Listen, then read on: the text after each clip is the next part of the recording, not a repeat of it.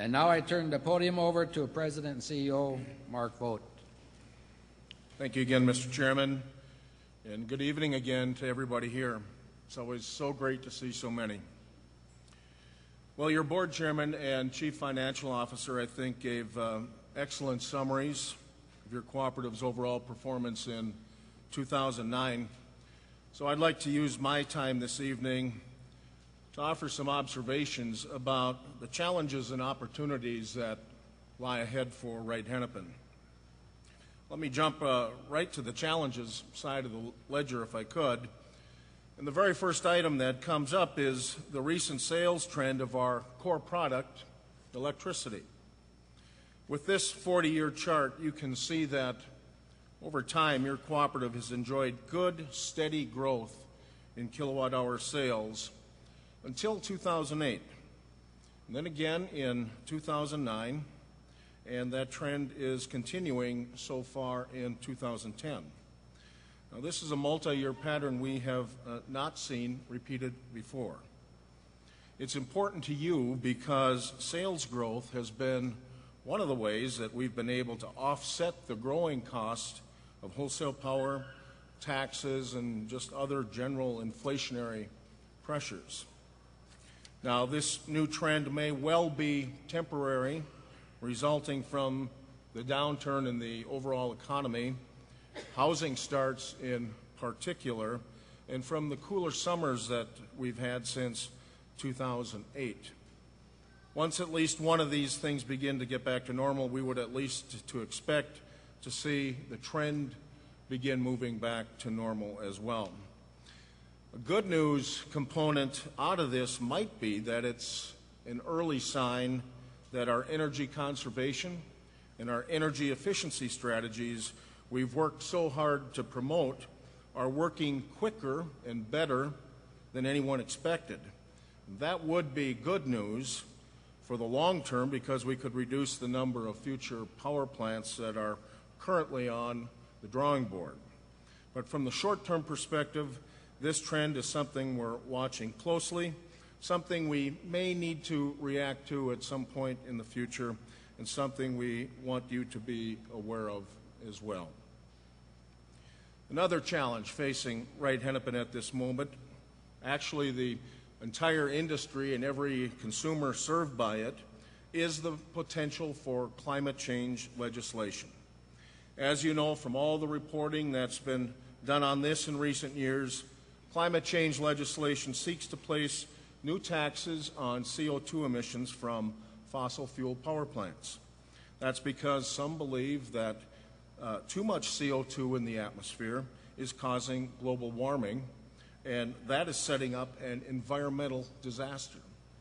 Others believe that natural periods of warming have occurred cyclically throughout history, and taxing CO2, which is also what we exhale when we breathe, would do nothing more than create an economic disaster.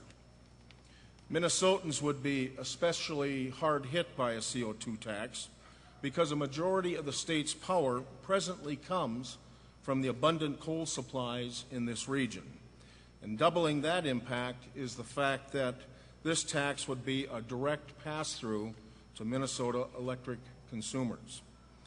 Now, this issue has elicited strong opinions from both sides of the debate. Wright-Hennepin's goal and the goal of the entire electric cooperative industry has been to try to strike a balance between making sure the proper environmental safeguards are in place while at the same time protecting members from surprises on your electric bill. I'm pleased to say that that balanced approach seems to have resonated with elected officials on both sides of the aisle. I want to thank so many of you who have responded each time in the last year when I've asked you to contact legislators. Your calls have made a difference in making sure that this balanced approach is being seriously considered. A third challenge has been the increasing incidence of litigation to get fair treatment on matters affecting your cooperative. In just the last couple years, we have been involved in two major multi-year legal proceedings. The latest involved a billing dispute with one of our suppliers. I'm pleased to announce tonight that Wright-Hennepin and a neighboring cooperative utility were just awarded a $1.2 million settlement by a panel of arbitrators on that matter. And we will use our share of the net proceeds to assist with keeping your electric rates as low as possible in 2010.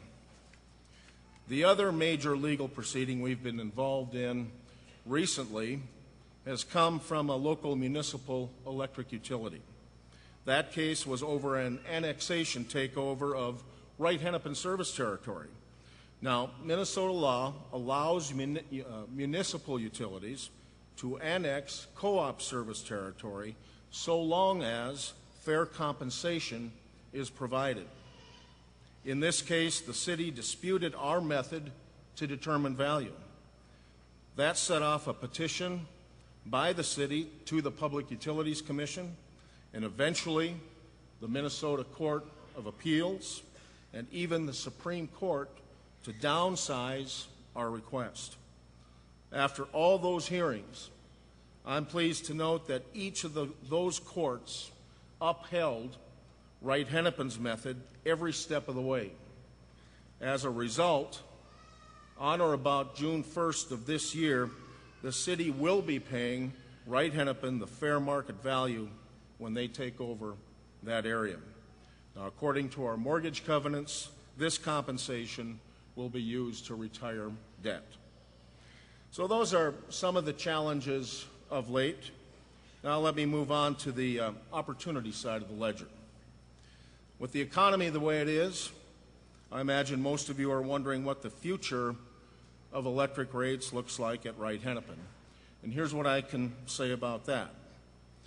Barring anything unforeseen, I believe the foreseeable future looks stable and competitive for Wright-Hennepin, and let me tell you why.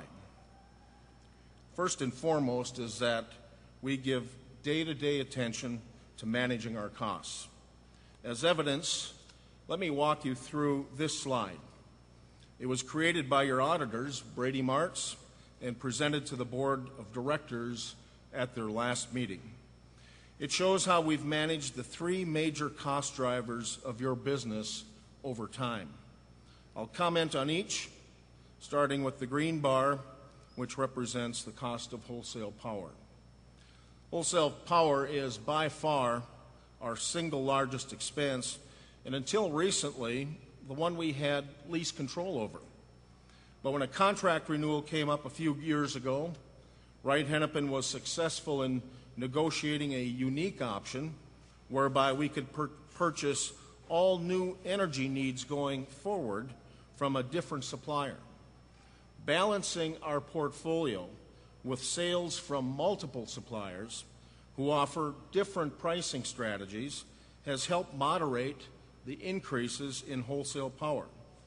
Chair Lanto said it already, but this bears repeating.